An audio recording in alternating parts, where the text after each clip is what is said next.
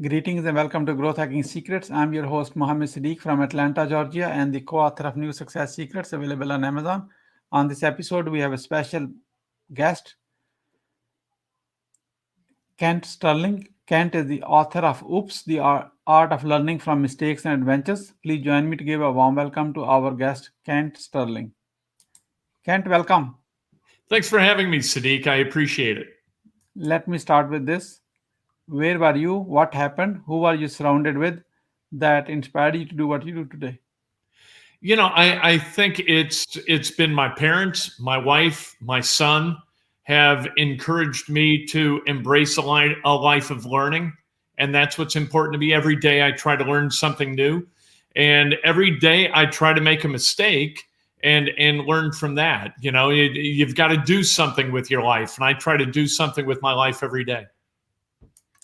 What are the top 3 mistakes to avoid? I really think that taking a job solely for the money, I think is a giant mistake that people make and should be avoided at all costs. I think following orders without honestly sharing your perspective and your concern, I think that's an enormous mistake and takes you down a really unhappy rabbit hole in your business life. And I think if you give orders without listening to those around you and surrounding yourself with people who are smarter than you and maybe share attributes you don't have, I think you've got to do that if you're going to succeed. And the mistake is not doing that. The mistake is always believing that you're the smartest person in the room. One more. That, you want it. No, I gave you 3. I don't have another one. Okay, wonderful. What is your greatest failure story? What did you learn and how did you recover from it? I got to tell you the truth. I don't consider anything a failure if you learn from it. And so I don't think of life in those terms. I mean, I've been fired, but I was fired primarily because my boss passed away and he was replaced with another guy. I don't consider that a failure. What I learned, though, is to bet on yourself and always bet on yourself and understand that as long as you wake up every morning and you behave in an appropriate, an honest, an active, a curious manner, the things that happen to you are not your fault. And I think that that's an important concept to embrace. So I don't consider any of the mistakes I've made or the setbacks that I've had to be anything but launching opportunities toward new challenges. What are your top 3 success secrets that others can model from? Well, you've got to surround yourself with smart people smarter than yourself. If you're going to manage, if you're going to run something, find people smarter than you and with attributes that you don't have. You've got to listen. You've always got to listen. You've always got to be curious. You've always got to be, I'm not going to say malleable, but you've got to figure out how to turn and evolve your perspective to allow for future growth. If you think you're a finished product, you're making a mistake. That's a mistake, thinking that you're a finished product. And I don't do that ever. And I think you've got to understand, again, that learning is part of a daily ritual and a daily commitment, whether you run a business or whether you work for people who do run a business or whether you're trying to go out on your own. Learn, and then learn some more. We are about to move into lightning round. That means quick question and quick answer. Are you ready? Sure. What are you grateful for today? The ability to learn and the ability to do something, roll out of bed, do something. I think that's really important. How young are you? I'm 59. Kent, you are not 59. You are 18 years old with 41 years experience. You're exactly right. That's something to remember, and everybody should. What you want to do when you grow up? Boy, learn again and be able to, maybe inspire is a strong word. Inspire sounds like an egomaniacal word, but I'd like to inspire others to continue learning and understand that life isn't about what you know. It's about what you're going to learn and how you're going to apply the facts that you know toward a greater understanding of life and what success truly is?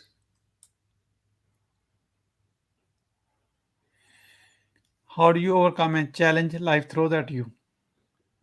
I think you do it. You find a way to live your life in a way where you can lay your head down at the end of the day and feel good about yourself and get a good night's sleep. And then at the end of that good night's sleep, you get up and do it again, and you do it with enthusiasm. Whatever you do with enthusiasm.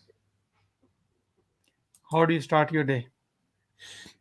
You know what? I roll out of bed and I make a silent commitment to myself to do something and do it fearlessly, embrace it, and move forward and kind of damn the torpedoes, full speed ahead in doing. I got that advice from a theatrical director in Chicago, and it was great. Just do something.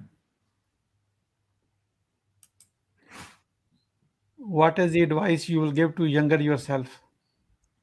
You know what? Find a way to work harder and work more instead of looking for ways to work less. You know, when you're young, you look forward to your off time. As you get older, you're just looking forward to more work and more ways to use that work to inspire others. I wish I would have known that when I was in my 20s. Once you have a revenue-generating idea, how do you convince your significant other?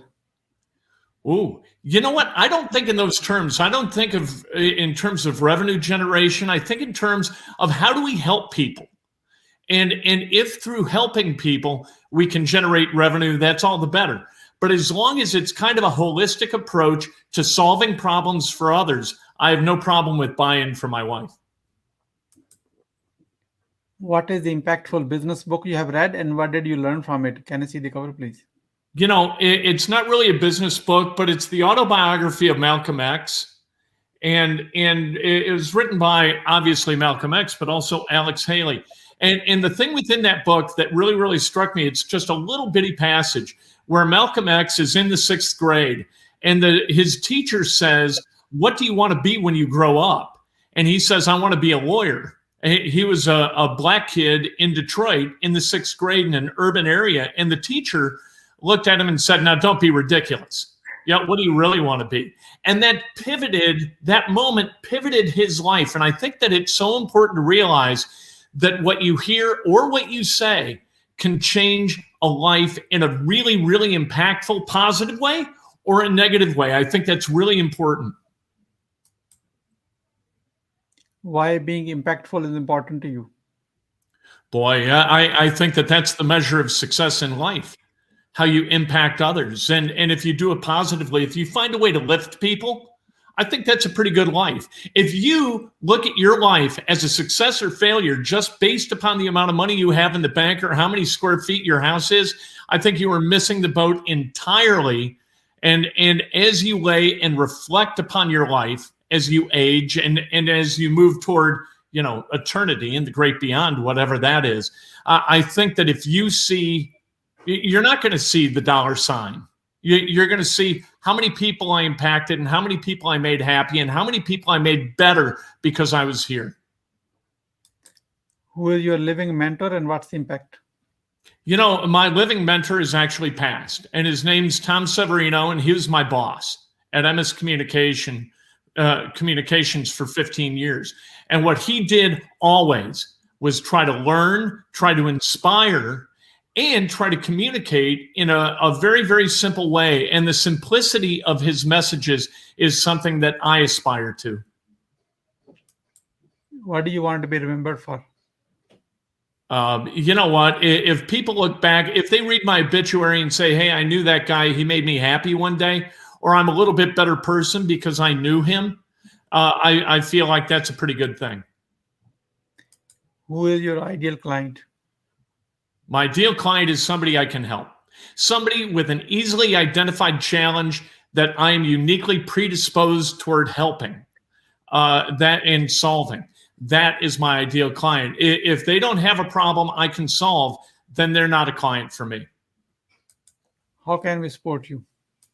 You can go to my YouTube channel and subscribe. It's Kent Sterling. You can go to at Kent Sterling on Twitter and follow me. It's all about social media these days and branding. You can go to Amazon and buy my book, Oops, the Art of Learning from Mistakes and Adventures, which is really just an opus toward an open ideology of embracing mistakes as part of the course of our lives that bring us greater wisdom. We are about to wrap up. I'd like to have your few words about your today's guest experience on the show. Here is my question. I had a great time. What would you say about your today's guest experience on the show? It was very fun, and again, an opportunity to talk to people in a way that maybe they listen and something resonates and something sticks, and they can use to kind of move on in their lives. I can think of 6 or 8 people in my life who have told me one thing that really resonated and really nested in my head, and maybe through your work, Siddique, you do it all the time. You find ways to inspire, and I'm just proud to be a part of what you do. What would you say as the final word? Just learn and do, and the ramifications, don't worry about it, and the financial remunerations, don't worry about it. Just understand that tomorrow you're going to be a better person because you live today with some energy and some haste and some fun. Make sure to laugh every day. Yeah. Thank you so much, Ken, for sharing your wisdom with us today on the behalf of Growth Hacking Secrets community and our entire team. We really appreciate you. This is Mohammed Siddique signing off from Atlanta, Georgia. Until the next episode, all good wishes.